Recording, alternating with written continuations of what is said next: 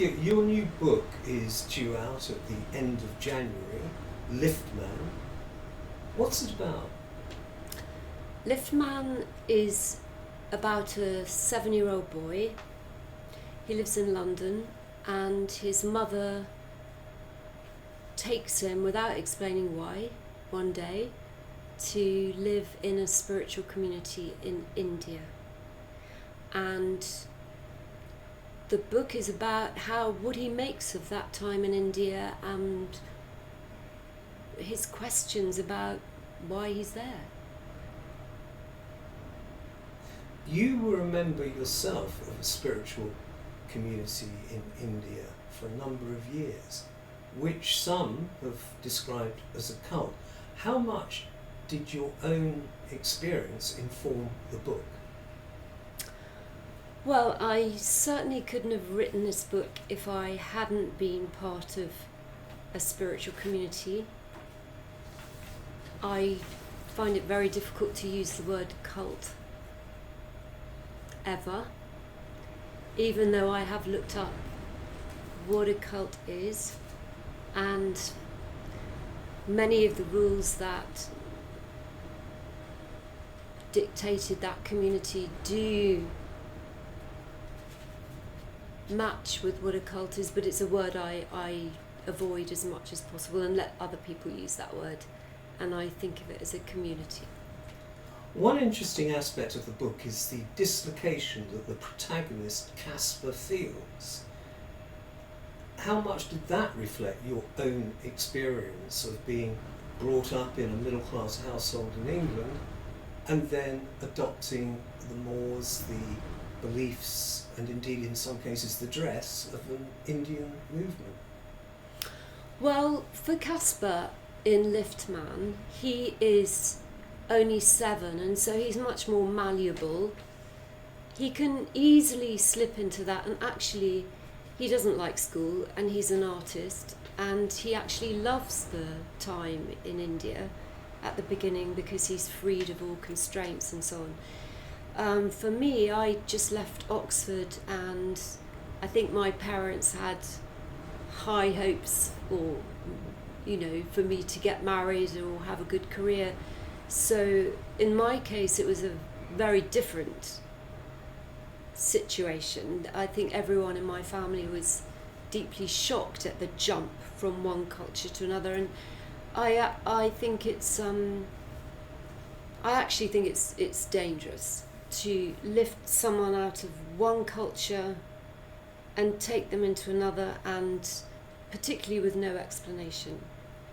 And it's confusing for other people who know them in the culture from which they originally came.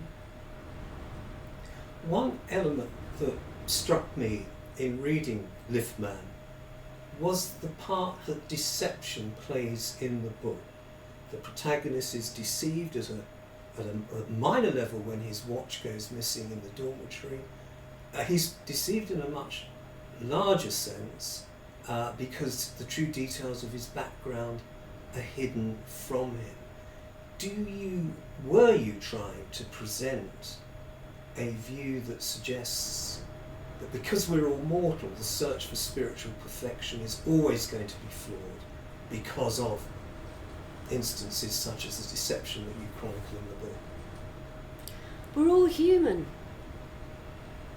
I mean, for sure, I now, looking back on my own experience and thinking about Casper, I think it's inevitable there's going to be betrayal, mistakes, people are going to hide things. Indeed, when you're in any organisation that's got strict rules, there's going to be secrecy. I think that is by definition a part of being in any fixed structure.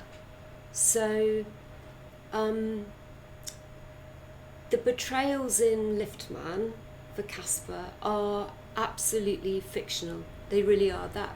That is fiction. That's a story. But I do think that either in major or minor terms, betrayal goes hand in hand with any rigid community, yes. Does that necessarily, therefore, render pointless the search for spiritual perfection?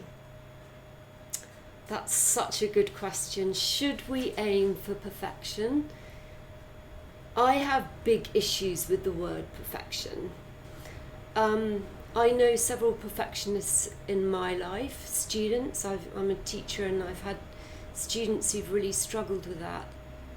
And I think any human who believes that they can become perfect in this life, in our body, our flawed world, our troubled planet, is really fooling themselves. And to do that, they either have to cut themselves off from that flawed world and live in a bubble, or they have to finally embrace the fact that perfection is impossible, because the body is flawed. And I feel very deeply that perfectionism is a dangerous aim. Do your best. I think do your best, be kind, these simple things. But perfectionism makes no sense to me whatsoever. No. Interesting that you should mention the fact that you either have to withdraw from the everyday world to live in a bubble, or accept the idea that the search for spiritual perfection is flawed. Caspar, of course, is taken as a child away from the everyday world. How much did what you were writing about in Liftman reflect your own experiences as a member of a movement which discouraged contact with people outside of its membership?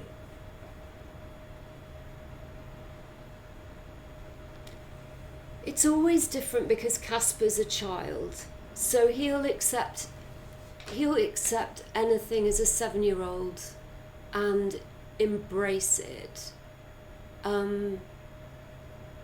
It definitely reflects me too, embracing something that's separate from the world, and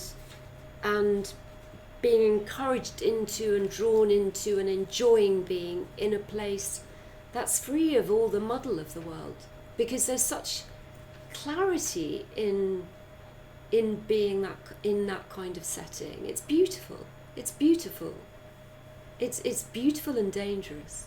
Isn't there an inherent spiritual arrogance involved in setting oneself at odds with the everyday world? Arrogance. Well, talking about Caspar, I would say Caspar really suffers from this, because on the back of the book, actually, one of the things it says is that he's treated like a mascot. So he's sort of used, because he's so beautiful, so young, he's so pure.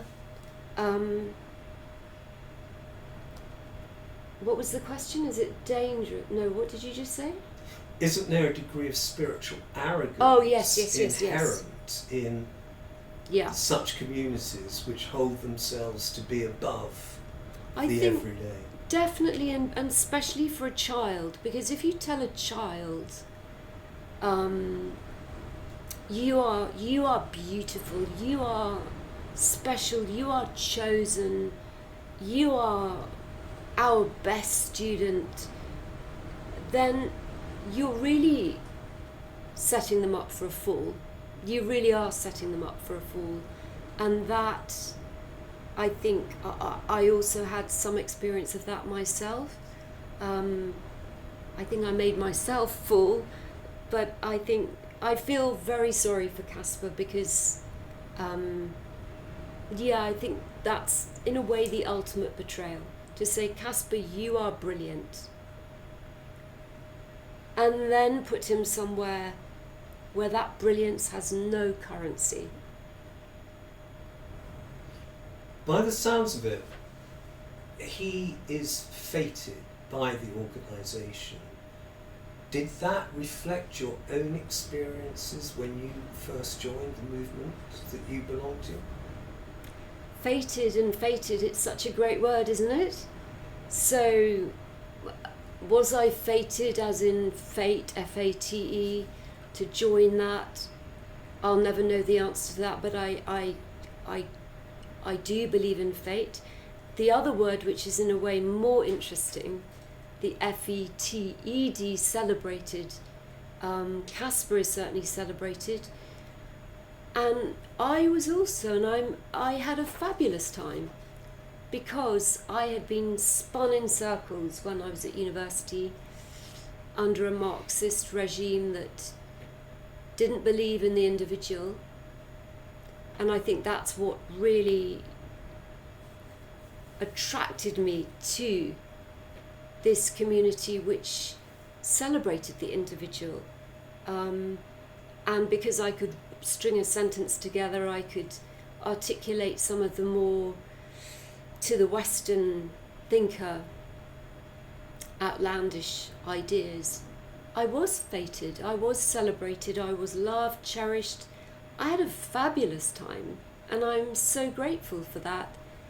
And I also recognise that comes with a very, very high price. It begs the question, why did you leave? I didn't leave. I'm not sure you can ever... Well, there are people who have left who might argue with this, but for me, that word leaving doesn't apply. I just actually got a new job. I was a teacher in London, and then I applied for a new job in Kent as head of English, which was a very demanding job. And I did ask, because we had to ask for everything we did, every move, every change of job, everything you had to ask permission for. And I was told, yes, if you want to get that job, you take it. So I did. And I didn't think I was leaving, but my body was so exhausted because, we had to get up very early in the morning, 4 a.m, and then a full-time job. And by the end of that time, and this is material that I actually write about in my memoir, which is a separate book about my time, that became very difficult. So I didn't leave, but I could not continue with some of the rituals that were taught in that community because they were too demanding, and to have a full-time job and to get up in the middle of the night was just too much. And that happens to Casper as well. It's interesting, when I was writing it, I was watching how the more he moved from Holland and then into London, into an ordinary world, how those things slipped away from him. He couldn't reach them anymore because nothing in the environment sort of allowed him to find those. He couldn't find them anymore. So leaving, I think Casper is more definitive about leaving, but is still conflicted. I don't think I left, I just moved. But nonetheless, in the book, Casper, in leaving, experiences considerable difficulties re-entering the everyday world. Did that reflect your own experiences? Whether you simply moved on or whether you made a conscious decision to leave, did you find that you experienced difficulties that you hadn't already anticipated? It was dreadful. It started off okay, and then it got harder and harder because I felt very lonely. I had not really ever had to make friends because at university friends were all there around me automatically. At school they were all there around me automatically. in the movement, I was surrounded by the most lovely young people, really beautiful people who were friends from all over the world, and that was gorgeous. And then suddenly there was no one. Not that they rejected me, they never did. They were never unkind to me, there was no rejection. But I felt very alone. I simply did not know who I was, where I was, and actually I transferred my allegiance from the community to the community of my school. And that, actually, funnily enough, the school where I worked, the children there used to call it the nunnery on the hill. So I went from one nunnery to another nunnery. But Caspar really does struggle with that. And most particularly, I think, he struggles from finding that the outside world is mundane, that it's to do with money, it's where do I live, it's where do I find meaning, and of course relationships, sex. What is sex to a boy who's never had any education on any of those subjects? And sexy as he was to the Westerners that visited, without them using that word, I would say they found him sexy. He was beautiful. But out of his white clothing and out of his beautiful setting, he loses that beauty. And that I felt very sorry for Caspar about that. Without giving too much of the plot away, his fortunes do not prosper. Are you, or were you, suggesting perhaps that all religious journeys, all religious searches are destined to end in failure? Well, I like the word failure. I think failure is a great word because it's somewhere to it's the ground, isn't it? Failure is the earth, beautiful as the earth is. And you can work to do your best while you're on earth. But if you are catapulted into a place of perfection, then the only thing you can do is fall. So I rather have done a headstand, and Caspar does the same, that he has to climb up rather than fall down. I do think religion has a very important place because we need something to help us in our failure. I mean, the Christian tradition into which I was born starts with the Garden of Eden, for failure. And there's a reason for that, I think. And what I don't believe in is that you can just be saved by believing in God, Jesus, and do nothing. I think you've got to work. I believe in inner work. And I've heard people say, oh, well, I'll just, Jesus will just save me. And that makes no sense to me. I think you've got to work to not become perfect, but to use that horrible cliche, become the best version of yourself. I believe in that. And I also believe in periods of not doing that, of just being lazy and being free. I think that's necessary, as it is in a book, to have parts of the book, and this might be something that doesn't happen in this book, where the reader's allowed to just sort of swim along with the narrative without having to work, to concentrate at every second. I think this hypervigilance is exhausting for perfectionists and for my poor students who have to study James Joyce or Virginia Woolf or whatever. One of the hallmarks of your previous novels, and I'm thinking particularly of Sleeping with Mozart, as well as The Wrong Kind of Cardigan, is your acute sense of humour, which shines through. That's not evident in Liftman. How much of a wrench was it for you to rein back that sense of humour? Well, first of all, The Wrong Kind of Cardigan hasn't yet been published. It is a title I really love, though, and I do hope it will be published because it's a sequel to Sleeping with Mozart. Because, look, we're all in the wrong kind of cardigan, aren't we?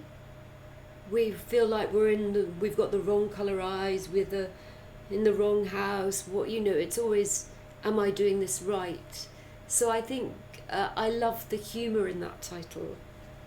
And humour's so central to my character. And so it was sad to me that in writing Liftman,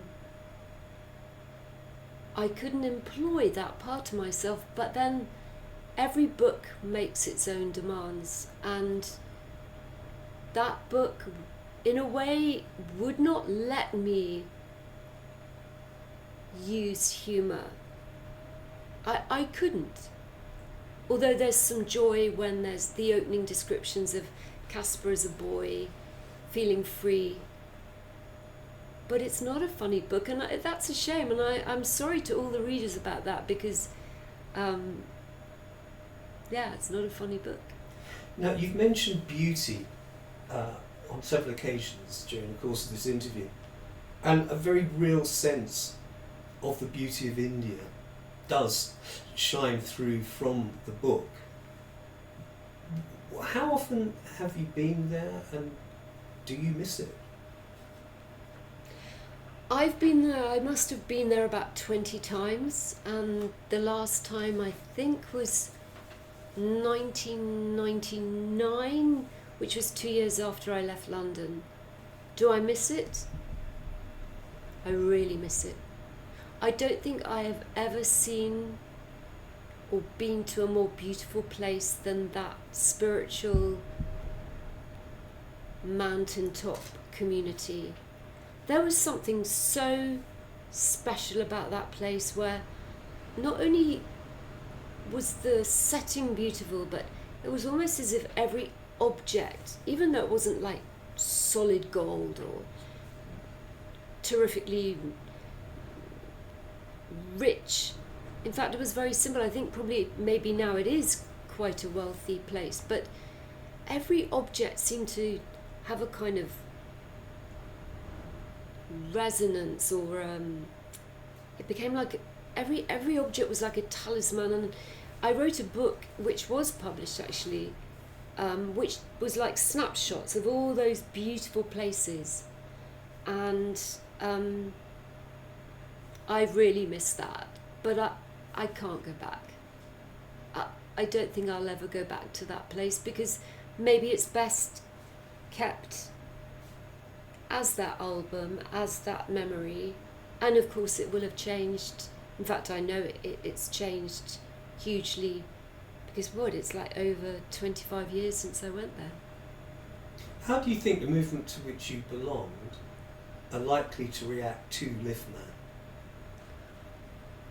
I am terrified. I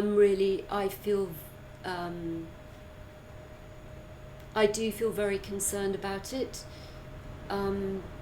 because I was shown so much love by that community. I don't want to hurt anyone, but it is fiction. I mean, that must be really, it cannot be emphasized too much that it's fiction, so it should be looked, I hope it's looked upon by general readers as a literary piece of work. But I'm sure that people in that community still will be saddened, and I'm sad about that, but sometimes we have to sadden people to tell our truth. You may also face some critics books who say, how can a middle-aged English woman write with authority about what is going on inside the mind of a young Indian boy, later a young Indian man? And even accusations of cultural expropriation could be bandied around. How would you respond to those? Well, first I would bring in my strong feelings as an English specialist, a teacher of literature. It might not be a fashionable view, but surely if you write a novel, you're going to do your research, extensive research, before you start. And then you're going to exercise your imagination, aren't you? And so imagination is, Harper Lee said it about To Kill a Mockingbird, or in To Kill a Mockingbird, walk in other people's shoes. So I think it's important. I think it's really sad if Londoners just write about London and people who live in Devon just write about Devon. I think imaginative stretching is really important. So on a literary level, I think that. On a personal level, I'm defiant. I mean, I dressed as an Indian, spoke like an Indian, adopted many of the customs of an Indian community for all my childbearing years. So I think I have a right to write as an Indian, although perhaps what you've touched on there is one of the main themes in the book. Am I an Indian or am I not an Indian? And of course, Caspar is both. He's an Indian and he's not an Indian. And that is one of his major problems. You mentioned Devon, which of course is where you come from originally. Yes. How did your parents react when you first joined the movement that you reflect upon in Liftman, and how did they react when you moved away from that movement? Well, first Liftman, actually, when I was writing Liftman, and this part almost wrote itself, when Caspar joined and then returned to his home in London, what amazed me about that was how his father treated him with such love and immediately accepted him back into his home after he'd gone and this man's wife had gone. And although that part of the book is quite mundane in a way, I was touched by Caspar's father, and Caspar's father wrote himself as a character. In terms of my own parents, in a way, it was similar to the extent that I am so touched by my family, my mother, my father, my sister, perhaps a little less my brother. My brother particularly, and my parents, their stiff upper lips so they didn't show it, were devastated. When you joined? When I joined, my mother rang the BBC and, sort of was in flat panic, completely understandably. But what was fabulous about them was that, like Caspar's father, even if maybe deep down they rejected me, no, I'm sure they didn't. They embraced me back into the family, although it's taken time and it will still take more time. Unfortunately, my parents aren't alive anymore, but they were just incredible. They loved me while I was a child. They loved me when I was in the group, but they were baffled. And my love for them and theirs for me, afterwards, I felt, I don't know what they felt, but it felt to me like it was always there, their love. and I'm so grateful to them for that. Yeah. You have said that it's unlikely that you will ever return to India. Can Liftman be regarded as an exercise in mourning, perhaps? Is it a final goodbye? The word final is like the word perfection. I mean, death is a finality, but I actually believe in reincarnation, so final and perfection are words that don't feature really in my vocabulary. Well, concentrate on the word mourning. Mourning, I'm always sad. I'm always sad about... I miss that life, because that life was like living inside a sonnet or a bubble. It was beautiful, but my intellect, my